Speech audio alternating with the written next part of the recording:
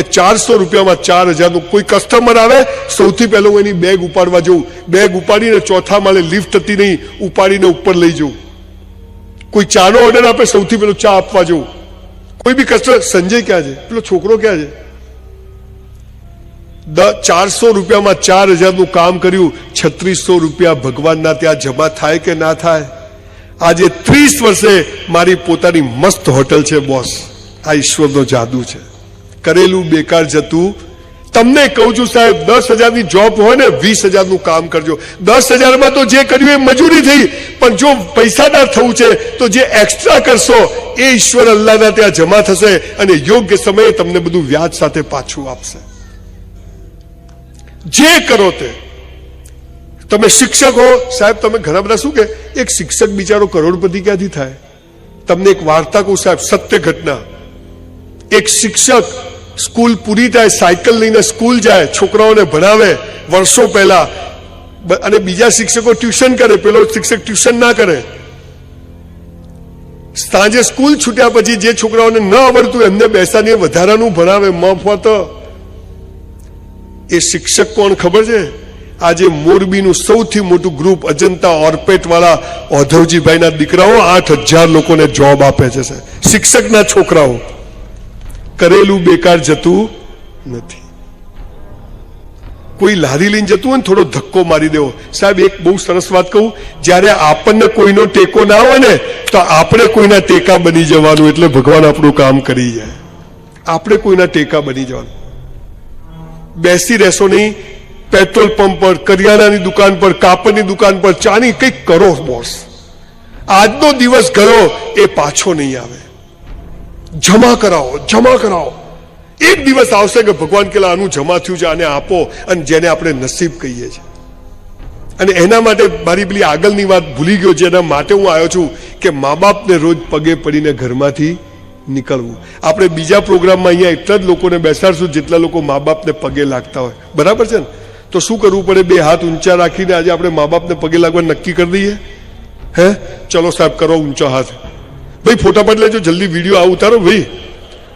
ભૂલો ભલે બીજું બધું, મા બાપને ભૂલશો નહીં, અગણિત છે ઉપકાર એના, એને વિસરશો. વાહ ભાઈ વાહ, ઉનામાં તો જોરદાર પ્રગતિ થવાની છે. જે કરો તે, અને પગે લાગો તો બિલકુલ પગે લાગજો પાછા. એને અડજો, એના પગને અંગૂઠાને એને ચરણ સ્પર્શ કરજો. આ સ્વામીજીને જેમ કરો છો એમ તમને ખબર પડશે એના વાઇબ્રેશન હોય, અને દુનિયાની બધી બુરાઈઓથી તમને બચાવશે. આ તમારા ફોટા લઈ મારી બાને બતાવીશ કે જો બા કેટલા બધા આવ્યા હતા. ખુશ થઈ જાય ડોસી. મા બાપને રોજ સાહેબ ખુશ રાખો, બસ બીજું ભાડમાં જાય. હે ને? એ ખુશ તો આપણી ગાડી એમ ભમભમાટ ચાલશે, ક્યાંય નહીં જાવ તો ચાલશે. એટલે પૈસા કમાવા જે કરો તે બેસ્ટ કરો. અહીંથી હમણાં બહાર નીકળો ને, અને સ્કૂટર બહાર નીકળે કોઈ ઠોકે ને તો સોરી કહેવાનું, પણ પછી જો ગાળ બોલે ટોપ મારવાનો, પછી છોડવાનો. જે મારો તે બધું જ બેસ્ટ. પ્રેમ કરીએ તો લેલા મધનું જખ મારે, દોસ્તી કરીએ તો કૃષ્ણ સુદામા જખ, બધું જ બેસ્ટ. અને જયારે બધું જ, તમને ખબર છે ધોળિયાઓ એક શબ્દ લાયા, ઈશ્વર. ઈમેલ, ઈ કોમર્સ, ખબર છે? આ ઈ ક્યાંથી લાયા? ઈશ્વર ઉપર. ઈશ્વર એટલે ઐશ્વર્ય, અને ઐશ્વર્ય એટલે બેસ્ટ. તમે જયારે બધું જ બેસ્ટ કરો છો ને બોસ, ભગવાન સમજી જાય આ મારી ઓરિજિનલ નોટ છે, હવે આને આપો. એક ગરીબ બ્રાહ્મણનો છોકરો બાપુજીની ઓટલા પર દરજીની દુકાન, નીચે દરગાહને ઉપર મસ્જિદ, આવી દુકાનનો દરજીનો છોકરો, એના ગાર્મેન્ટ સ્ટોર હોય, એના બુક સ્ટોર હોય, એના જીમ હોય, ફિલ્મો બનાવતો હોય, લોકો એને સાંભળવા. See the grace of God. પણ ઈશ્વરનો એક પણ કાયદો કાનૂન એવો નથી જેને હું ફોલો ના કરતો. તો તારે બી જખ મારીને આપવું પડે. આ પાવર આપણામાં આવી જાય, આપવું પડે બોસ. બેંકમાં ગમે એટલા રૂપિયા જમા, પાકિસ્તાનથી મેનેજર આવે ને તો પાસ કરવો પડે ચેક કે બાપુ જમા છે, આપતું. વચ્ચે વાત કરેલું હું ભૂલી જઈશ. હું જ્યારે સ્કૂલ કોલેજોની મુલાકાત લઉં છું, આ સ્કૂલ છેલ્લા 14 વર્ષથી ચાલે છે, હું એના ટ્રસ્ટીઓ સાથે બેઠો હતો, વાતચીત કરતો હતો. ઉના જેવા વિસ્તારમાં આવું સરસ કેમ્પસ બનાવવું, ભણવાની સાથે બીજી બધી કરાટેમાં પણ એક છોકરો એમનો નેશનલ લેવલે ખૂબ બધું અલગ અલગ કામ કરે. મને બહુ, એક તો એનું નામ બહુ સરસ, પછી આ બધા અલગ અલગ બિઝનેસમેનો ભેગા થઈને ચલાવે છે કે જેના માટે પૈસો મહત્વનો નથી, પણ એથી વિદ્યાર્થીઓ અલગ અલગ ફિલ્ડમાં બહાર નીકળે. આવી સ્કૂલ કોલેજો બને એ બહુ ગૌરવની વાત છે. મેં પણ એવું નક્કી કર્યું છે આપના આશીર્વાદથી કે ગુજરાતના તમામ જિલ્લાઓમાં 20 એકરમાં 50 કરોડના ખર્ચે દરેક જિલ્લામાં હું એક સ્કૂલ બનાવવા જઈ રહ્યો છું. અને આ સ્કૂલમાં ભણ્યા પછી છોકરાઓ યુનિવર્સિટીમાં આવે એના માટે આણંદ પાસે 650 એકર જમીન મેં લીધી છે અને એમાં 3000 કરોડના ખર્ચે નંબર 1 યુનિવર્સિટી હું બનાવવા જઈ રહ્યો છું, સ્કિલ યુનિવર્સિટી બનાવવા જઈ રહ્યો છું. પણ કેવી સ્કૂલ? મારી સ્કૂલ કોલેજમાં કોને એડમિશન મળશે ખબર છે? 3 ટ્રાયલ વાળાને સૌથી પહેલા એડમિશન આપવામાં આવશે, પછી 35%, 36%, 37%, 50% એડમિશન ક્લોઝ. 90% ફોર્મ નહીં મળે. ભાઈ તમે વિવેકાનંદમાં જાઓ. કેમ કે હોશિયાર જરૂરી છે સાહેબ. ડોક્ટર, એન્જિનિયર, ચાર્ટર્ડ એકાઉન્ટન્ટ આ સમાજનું ગૌરવ છે. અને અમે લોકો જે 30 વર્ષમાં મેળવ્યું, તમે ભણવામાં હોશિયાર હશો તો 10 વર્ષમાં મેળવી શકશો. પણ 35% આવે એનો મતલબ એમ નથી કે અમે ડફોર છીએ, પિસ્તોલ છીએ. અમારામાં સ્કિલ જુદી છે.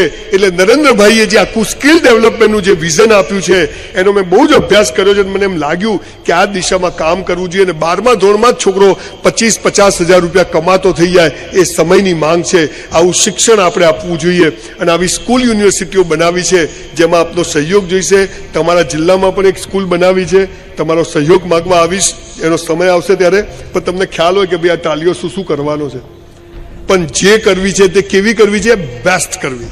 મારે તમને નથી ભણાવવું, તમારે શું ભણવું છે એ હું તમને ભણાવીશ. આખો જુદો કન્સેપ્ટ લઈને આવી રહ્યો છું. પહેલું આપણા હાથમાં, બીજું ભગવાનના હાથમાં, ત્રીજું છે પ્રેમ થવો, લગ્ન થવા. કુછ કુછ હોતા હૈ. પહેલું આપણા હાથમાં છે, બીજું ભગવાનના, ત્રીજું જીવન સાથી.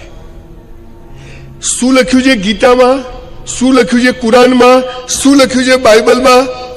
હે મનુષ્ય, તારા જન્મ સમયે તારો જીવન સાથી મેં નક્કી કરીને રાખ્યો છે, કૌંસમાં ફાંફા મારવા નહીં. એટલે એવું લખ્યું નથી, એવું સમજવાનું. લગ્ન ન થવા, લગ્ન થવા, તૂટવા, આ બધું નક્કી છે. તો આપણે લોડ લેવાની જરૂર ખરી? તમને મા બાપ નક્કી કરવાનો અધિકાર છે, તમને ભાઈ બહેન નક્કી કરવાનો અધિકાર છે, તો તમને જીવન સાથી પણ નક્કી કરવાનો અધિકાર ઈશ્વરે નથી આપ્યો. આઈ લવ યુ. કેમ દેખાતા નથી? મોગવા વાળા વધી ગયા છે. ક્યાંથી દેખાય? સર મેં એને આટલો પ્રેમ કર્યો, એને આટલો જ કર્યો. સર મેં એને એટલી બધી ગિફ્ટ આપી, એને તો બીજાને આપી દીધી. અમારા અમદાવાદમાં તકલીફ શું છે?